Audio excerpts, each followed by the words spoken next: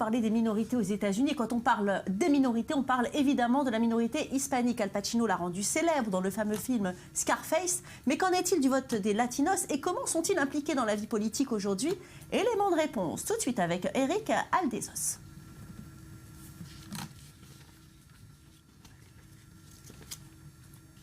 Ils sont pour la plupart nés sur le sol américain. Mais leurs parents sont originaires du Mexique, de Cuba, du Salvador, du Guatemala, du Honduras ou encore de Puerto Rico.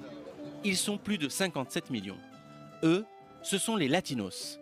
Ceux qui viennent du Mexique, environ 2/3, emménagent pour la plupart en Californie et au Texas. Les Portoricains, quant à eux, s'installent dans un État plutôt réputé pour sa minorité cubaine, la Floride. Tous les analystes disent que dans 2 ans, il y aura plus de Portoricains en Floride qu'à New York et qu'ils seront plus nombreux aux États-Unis que sur leur propre île d'origine.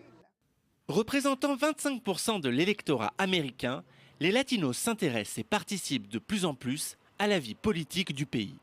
Pour beaucoup d'entre eux, ils sont républicains. Mais le président Barack Obama a réussi un tour de force, drainer leur voix en faveur de son parti.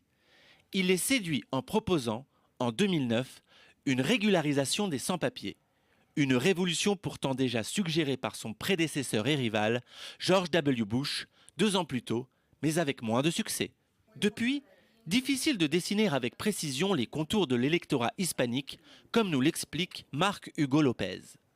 Il y en a beaucoup qui ont rejoint le Parti démocrate et ce chiffre augmente. Mais il y a aussi un nombre significatif d'entre eux qui ne sont affiliés à aucun parti dans les villes comme Orlando. Si on additionne ces 2 tendances, cela dépasse le nombre d'inscrits dans le camp républicain. Le républicain Donald Trump, de son côté, ne les a pas ménagés pendant la campagne présidentielle, les qualifiant de criminels et exposant son projet de construire un mur financé par le Mexique. Il a su s'attirer le désamour de la grande majorité d'entre eux. Un positionnement politique risqué, mais Trump vise l'électorat ouvrier blanc. Aux États-Unis, la lutte contre l'immigration illégale est un enjeu politique majeur. Là-bas, ils sont plus de 8 millions à être en situation irrégulière.